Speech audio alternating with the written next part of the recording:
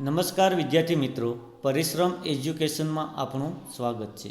આજે આપણે ધોરણ 11 વિષય અર્થશાસ્ત્ર વિષયાંક છે પ્રકરણ 11 આર્થિક વિચારો। આજે આપણે જે અભ્યાસ કરવાનો છે એ ઘણા બધા અર્થશાસ્ત્રીઓએ અને ઘણા બધા વ્યક્તિઓએ અર્થશાસ્ત્ર માટે ઘણા બધા વિચારો રજૂ કર્યા છે। આપણે અગાઉના પ્રકરણ 1ની અંદર પણ Alfred Marshall, Adam Smith, Kautilya જેવા અર્થશાસ્ત્રી છે એ પોતાના જે વિચારો છે એ રજૂ કર્યા હતા। આ પ્રકરણની અંદર પણ આપણે કૌટિલ્યનું અર્થશાસ્ત્ર, ગાંધીજી, પંડિત દીનદયાળ ઉપાધ્યાય જેવા વ્યક્તિઓ છે તે પણ અર્થશાસ્ત્રની અંદર ખૂબ જ મહત્ત્વનો ફાળો આપ્યો છે અને પોતાના જે વિચારો છે અર્થશાસ્ત્રી એ વિચારો રજૂ કર્યા છે। તો વિદ્યાર્થી મિત્રો, ગાંધીજી છે, પંડિત દીનદયાળ ઉપાધ્યાય છે, જેઓ અર્થશાસ્ત્રી નહોતા, પોતે અર્થશાસ્ત્રનો સ્વતંત્રપણે વિકાસ ન કર્યો, છતાં એના જે વિચારો છે એ અર્થશાસ્ત્રની અંદર ખૂબ જ મહત્ત્વનું યોગદાન રહેલું છે। તો આજે આપણે છે એ પ્રસ્તાવના તરીકે આપણે એનો અભ્યાસ જોઈએ। પહેલાં પ્રકરણનો પ્રસ્તાવનાની વાત કરીએ ત્યારે માનવ જીવન અને માનવીની આર્થિક પ્રવૃત્તિ જેવી કે અર્થવ્યવસ્થાનું સંચાલન, ઉત્પાદન, આવક, વહેંચણી, રોજગારી, નાણું,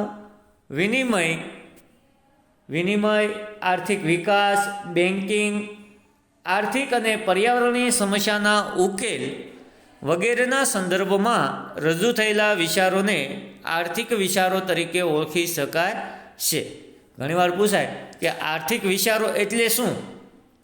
તો અર્થવ્યવસ્થાના જે સંચાલન થાય છે, જે આપણે અર્થવ્યવસ્થા છે, આર્થિક પ્રવૃત્તિ છે, એનું એક જે માળખું ગોઠવાયેલું છે એ માળખાની અંદર એનું સંચાલન, વસ્તુનું ઉત્પાદન, આવકની વહેંચણી અથવા જે રોજગારી છે, નાણું છે, વિનિમય, આર્થિક વિકાસ, બેન્કિંગ, આર્થિક અને પર્યાવરણીય જે સમસ્યાઓ છે, આર્થિક સમસ્યાઓ એટલે ગરીબી, બેરોજગારી છે, પર્યાવરણીય સમસ્યાઓ છે વગેરે સંદર્ભોમાં જે કાંઈ વિચારો રજૂ કર્યા હોય તો તેવા વિચારોને આપણે આર્થિક વિચારો કહીએ છીએ। શું કહીએ છીએ? આર્થિક વિચારો કહીએ છીએ। વિશ્વના દરેક દેશના અર્થતંત્રમાં, અહીં આપણે શેની વાત કરી?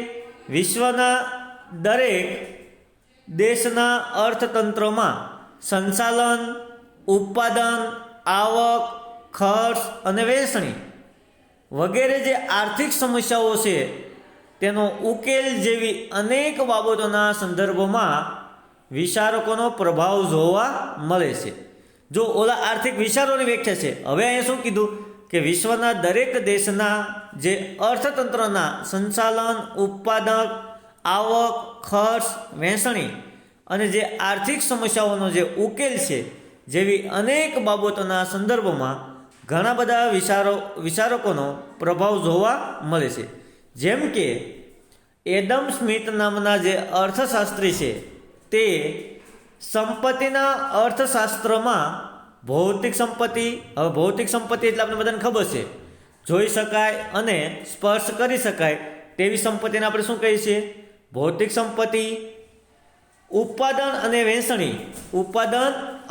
વહેંચણી, તેનો વપરાશ અને વિનિમય, જે ઉત્પાદનના સાધનો ભૌતિક છે, આપણે જોઈ શકીએ અને સ્પર્શ કરી શકીએ, તેનો વપરાશ અને તેનો વિનિમય અંગેના આર્થિક વિચારો કોઈએ રજૂ કર્યા છે? પ્રોફેસર આલ્ફ્રેડ માર્શલે માનવ કલ્યાણને લક્ષ્યમાં રાખતા આર્થિક વિચારો રજૂ કર્યા। એડમ સ્મિથે શેના પર? ભૌતિક સંપત્તિ ઉપર અભ્યાસ કર્યો છે, જ્યારે પ્રોફેસર આલ્ફ્રેડ માર્શલે માનવ કલ્યાણને લક્ષ્યમાં રાખીને આર્થિક વિચારો રજૂ કર્યા છે કે વ્યક્તિ છે એ એવી આર્થિક પ્રવૃત્તિ કરે છે જે પોતાના માનવ કલ્યાણ થાય. રોબિન્સ જેવા જે અર્થશાસ્ત્રી છે તે પસંદગી, અસત અને કરકસરને લગતા આર્થિક વિચારો રજૂ કર્યા. રોબિન્સે એ શું કીધું કે માનવી છે એ અસત, પસંદગી છે, કરકસર દ્વારા પોતાના આર્થિક વિચારો રજૂ કર્યા છે કે ઉત્પાદનના સાધનો છે એ મર્યાદિત છે અને એની જરૂરિયાતો છે એ અમર્યાદિત છે. તો આ મર્યાદિત સાધનો વડે જે અમર્યાદિત જરૂરિયાતો સંતોષવા માટે શું કરે છે? પસંદગી કરે છે. આમ 1929-30ની વિશ્વની મહામંદી સંદર્ભમાં અર્થશાસ્ત્રને નવી દિશા અને ગતિ આપતા પ્રોફેસર કેઇન્સના ખર્ચ, આવક, રોજગારીને લગતા સમગ્રલક્ષી આર્થિક વિચારો જેવા પાશ્ચાત્ય એટલે પશ્ચિમના ખ્યાલોનો પ્રભાવ જોવા મળે છે. પ્રોફેસર જે કેઇન્સ છે એ શું આપ્યું? સમગ્રલક્ષી, કે સમગ્ર વિશ્વની અંદર ખર્ચ, આવક અને રોજગારીને લગતા જે પોતાના આર્થિક વિચારો છે તે શું કર્યા છે? રજૂ કર્યા છે. ભારતીય ગ્રંથોમાં પણ અર્થશાસ્ત્ર સંબંધિત વિચારધારાના દર્શન થાય છે. ભારતીય જે ગ્રંથો છે ઘણા બધા, એની અંદર પણ અર્થશાસ્ત્ર સંબંધિત અર્થશાસ્ત્ર સાથે જે જોડાયેલા આપણા વિચારો છે તે જોવા મળે છે.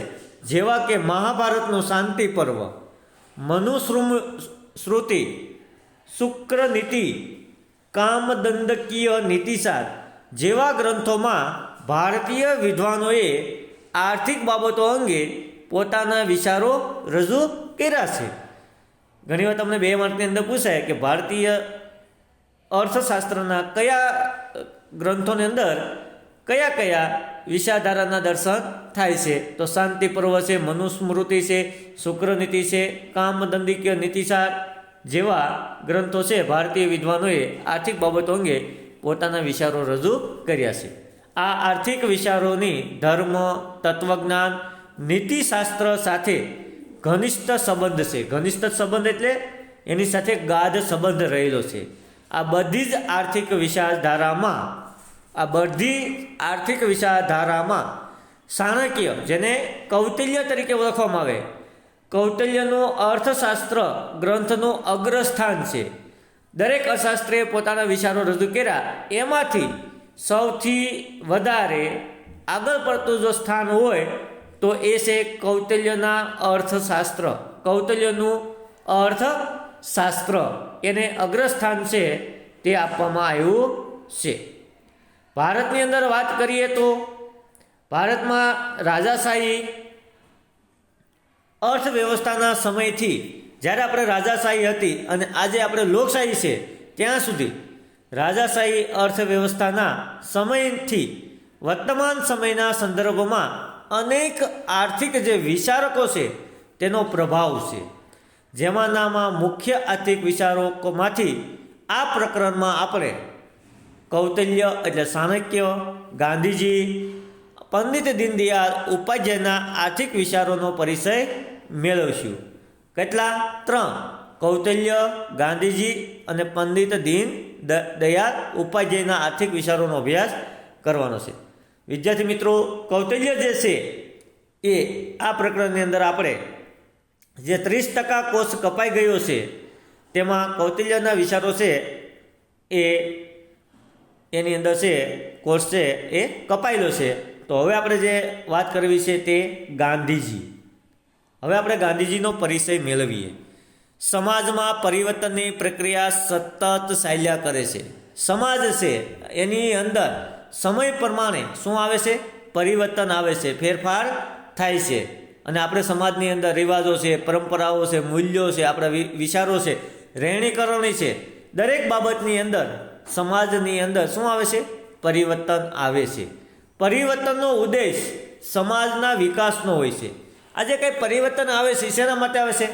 કે સમાજનો વિકાસ થાય, સમાજની અંદર સારી એવી સુવિધાઓ, લોકોનું જીવન ધોરણ સુધરે, એના માટે એનો ઉદ્દેશ રહેલો છે. આ વિકાસ તબક્કાવાર થાય છે. એક દિવસમાં વિકાસ કે 2 દિવસમાં વિકાસ થઈ જતો નથી.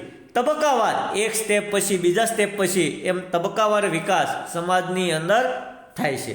સમાજના વિકાસના દરેક તબક્કે કોઈક વિચારક પોતાના વિચારો દ્વારા સમાજ જીવનને અસર કરે છે. જો શું કીધું?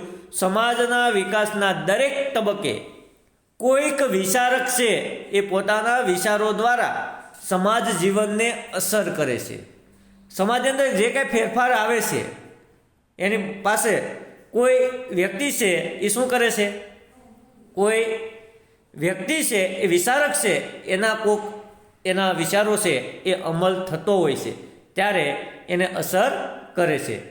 તેને સમાજના રાહબર તરીકે ઓળખવામાં આવે છે. આપણે રાજા રામમોહન રાય છે તો સમાજ સુધારક તરીકે, જ્યોતિબા ફૂલે છે તો ઘણા બધા રાજકીય, અબ્દુલ કલામ છે તો વિજ્ઞાન ક્ષેત્રે, જેનાથી આવા કોઈ પણ વ્યક્તિ છે એ પોતાના વિચારોથી શું કરે છે? સમાજ જીવનને અસર કરે છે અને એ સમાજના રાહબર તરીકે ઓળખવામાં આવે છે. એવા જ આપણા એક વ્યક્તિ જેને આપણે ગાંધીજી કહીએ છીએ, ગુજરાતના પોરબંદર શહેરમાં જન્મેલા મોહનદાસ કરમચંદ ગાંધી, જેને આપણે મહાત્મા ગાંધી તરીકે ઓળખીએ છીએ, આવા એક સમાજના રાહબર હતા. આ ગાંધીજી શું હતા? સમાજનો રાહ દેખાડનાર હતા, રાહબર હતા. ગાંધીજી પ્રબળ ઈચ્છાશક્તિ ધરાવનાર આદર્શવાદી, સપનાદ્રષ્ટા હોવા છતાં એક આદર્શવાદી હતા. વાસ્તવિક અને વ્યવહારુપણાના પણ આગ્રહી હતા.